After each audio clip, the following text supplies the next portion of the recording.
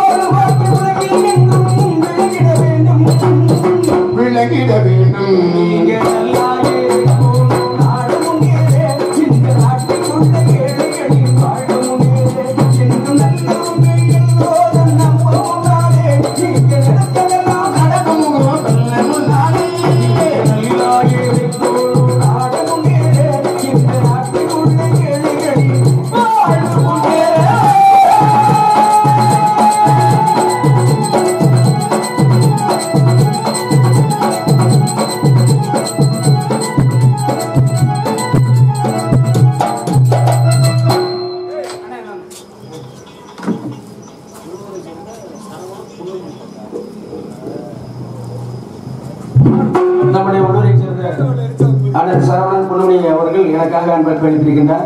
ஆண்டவருக்கு நன்றி. வணக்கம் வணக்கம் வணக்கம். நாடகங்களை சேர சோழ பாண்டியர்கள் மூவேந்தர்கள் கட்டி கேட்கப்பட்ட கலைஞர் நாடகம்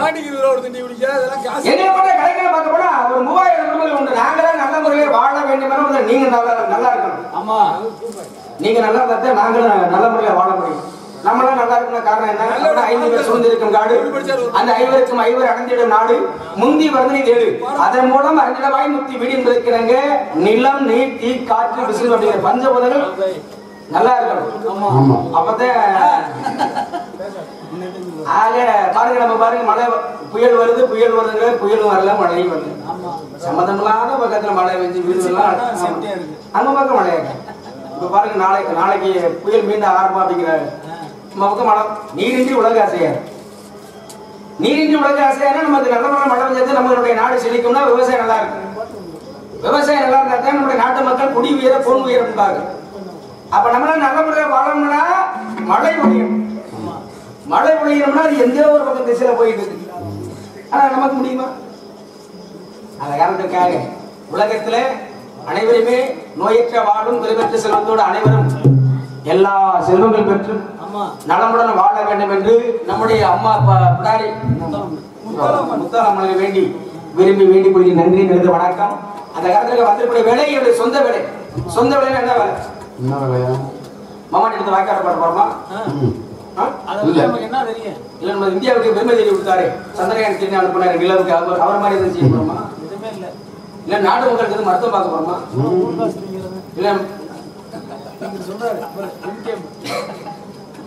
இல்ல நாட்டு மக்களுக்கு நோய் நொடி இல்லாம பாதுகாப்பு மருத்துவ பணி செய்ய போறோம். என்ன வேலை? சொந்த வேலை அப்படின்னா என்ன வேலை? அப்படின்னா காதலிக்க வந்திருக்கு. என்னைய அங்கிருந்து ஊரை விட்டு ஊர் வந்து காதலிக்க வந்திருக்கிறாரு அப்படின்னு நம்ம புளிய மரத்துல வேப்பமரத்துல பிடிச்சி கட்டிட்டு போறோம். புதுக்கோட்டையில இருந்து எடுத்து வந்தீங்க காதல் பண்ணவா? என்னுடைய வேலை தானே. காதல் காதல் காதல் காதல் காதல் போய் சாதல் சாதல் அப்படின்னாரு. உலகத்துல இல்லறம் அல்லாத நல்லறம் அல்ல, நல்லறம் அல்லாத இல்லறம் அல்ல. இல்லறத்துல இருக்கிறவங்க நல்லா இருக்கு நடக்கும். சரி, ஆக நான் காதலிக்கணும். யாரை காதலிக்க போறேன் அப்படின்னா என் முன்னாடி சின்னவா இருக்காரு வள்ளி. என் முன்னாடி சின்னவா முண்டாட்டியா 5 அறியாத வயசுல அதாவது இருமணம் கொண்டது ஒரு திருமணம். தாலி கட்டினா தான் பொண்டாட்டின்னு நம்ம மனசார ஏத்துக்கவே பொண்டாட்டி தானே. அது மாதிரி சின்ன வயசுல அவளுக்கு வாக்கு கொடுத்துருக்கு. நல்லா தரணும் ஒரு முதவழியா கூட்டிட்டு போறோமா அப்படின்னு. அது மாதிரி என் பொண்டாட்டி நினைச்சிட்டா நம்ம தமிழ்நாட்டுல பிறந்திருக்கலாம்.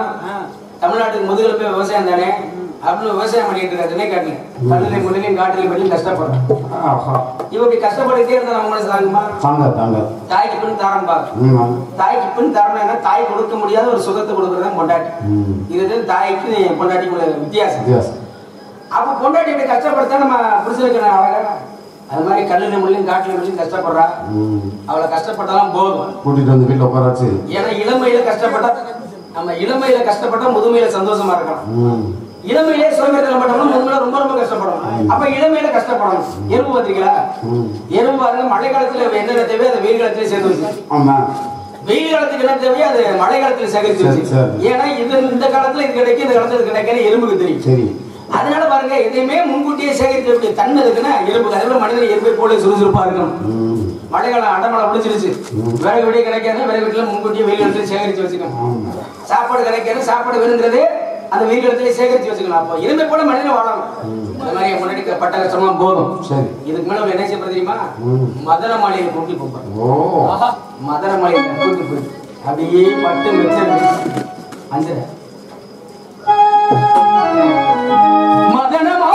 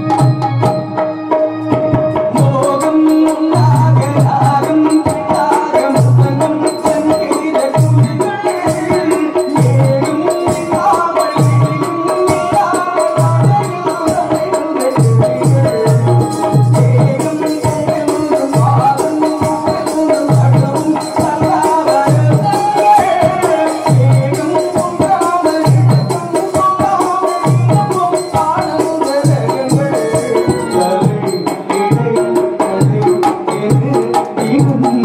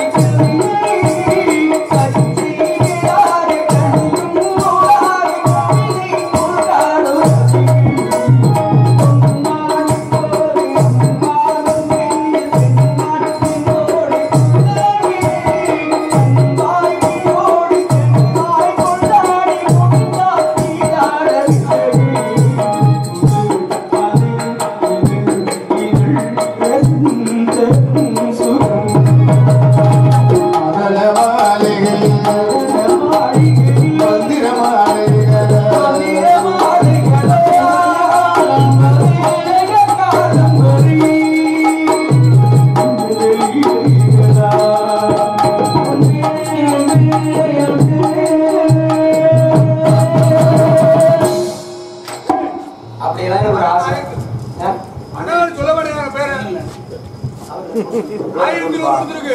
அவர் அண்ணன் பேரை சொல்லு. அழகு அழகு பாட்டு. நம்முடைய நன்றி நன்றி நம்முடைய உள்ளிரை சேர்ந்த அண்ணன் பொன்மணி அண்ணன் சரவணன் அண்ணன் அவர்கள் இந்த மிருதங்க சக்கரவர்த்தியாக முழங்கிக் கொண்டு நம்முடைய உலகத்தையும் வளரக்கூடிய சகோதரர் கோபி அவர்களுக்கு 1100 ரூபாய் அன்பளிப்பாக அளித்திருக்கின்றார். நன்றி. வணக்கம் வணக்கம். அதோட அழகான இடம், அற்புதமான இடம். நிலம் என்று பார்த்தோம்னா ஐவகை நிலங்கள் முதல் பெற்றது அழகானது குறிஞ்சிடலாம். இது ஒரு வித்தியாசமா தான் இருக்கு. நல்லா தனியெல்லாம் நல்லா ஆமா அது மாதிரி தான் இருக்கு. ஆமா இப்படி அழகான இடம். ஏன்னா உலகத்துல வந்து 84 ஜீவராசிகள் எறும்பு முதல் யானை வரை எத்தனை ஜீவராசிகள் கூட இயற்கை இல்லைன்னா உலகத்திலே யாரும் வாழ முடியாது. அதை இயற்கை தாய் என்பார்கள். இயற்கை தாய் என்பார்கள். ஆக இவரோட அழகானது இயற்கையாக பார்க்கின்ற பொழுது நாம் எப்படி வர்ணிக்கணும்? எப்படி வர்ணிப்போம்? வர்ணிப்போம்னால சத்தத்தை அனுப்பிங்க அப்படிங்களா? அதனால உலகத்துல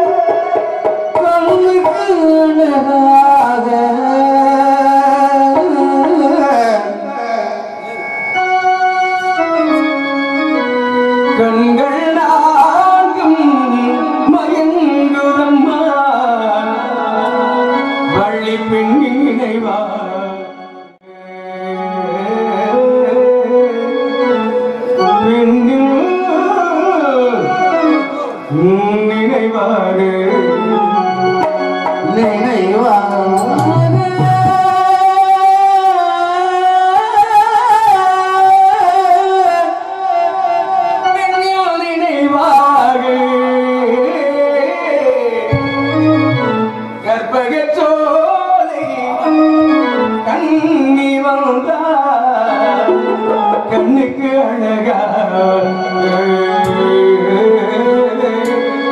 கண்ணுக்கு அழகாக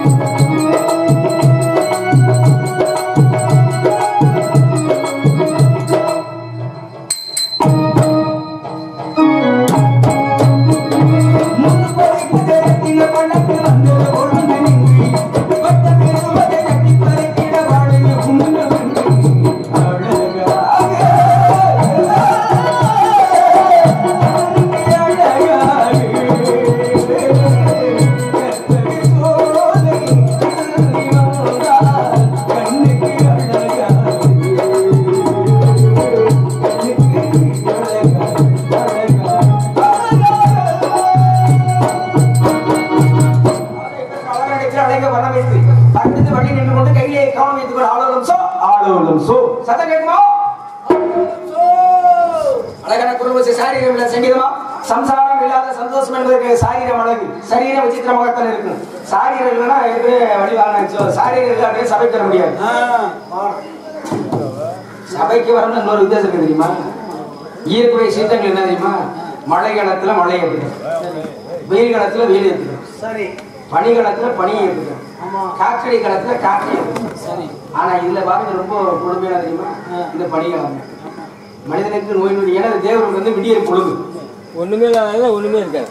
நமக்கு எப்படி இப்போ அதிகாலையில ஒரு 5 மணிக்கு மேல எப்படி ஆகுது அது மாதிரி அவங்களுக்கு மார்கழி ஒண்ணுன்னா அவங்களுக்கு விடிய பொழுதுன்னு அர்த்தம்.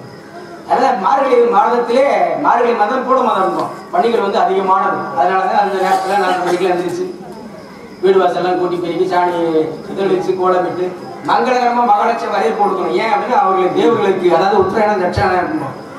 அப்ப வந்து பகல் பொழுது அப்படிங்கிற இடத்துல நம்ம இறைவனை வழிபட்டோம்னா தான் நமக்கு. ஏன்னா உலகத்துல இறைவனால் நம்பியவர்கள் நடராஜா நம்பாதவர்களுக்கு அவரை யமராஜா இருந்தாங்க.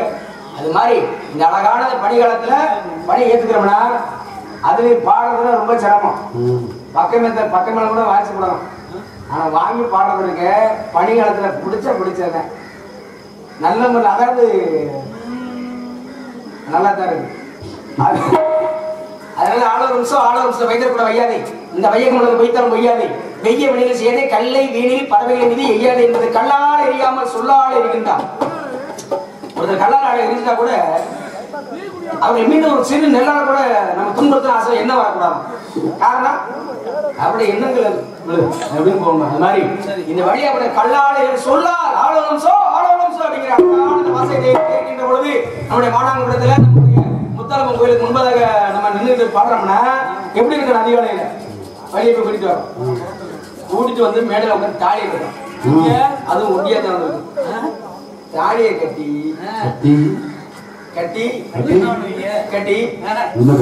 தாலியை கட்டி அப்படியே பல்லக்கில் அமர்த்தி நம்ம மானாங்குளத்தை மானாங்குளத்தை சுத்தி வர்றோம்னா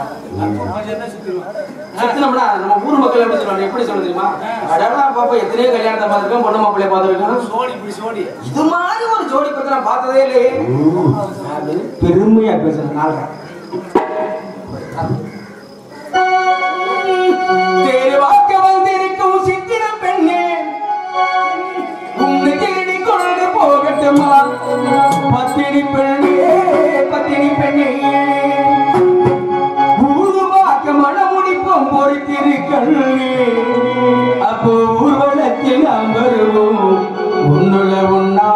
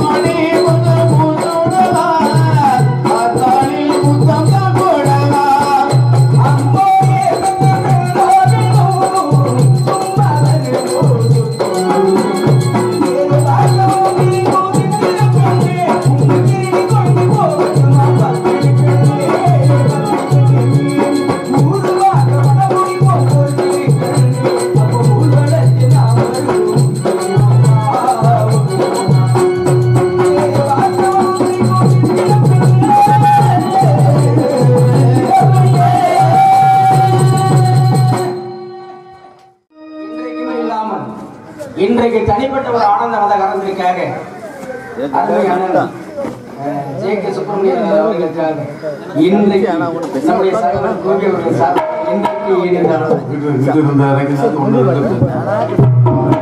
ஓடி போயிட்டேன்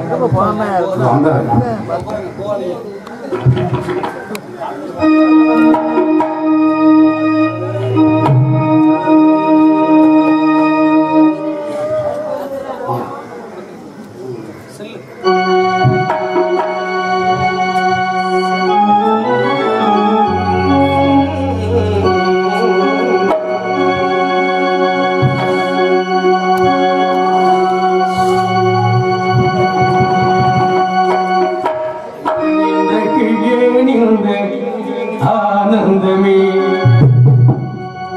இன்பத்தில் ஆடுதியும் மனமே அஞ்சரம்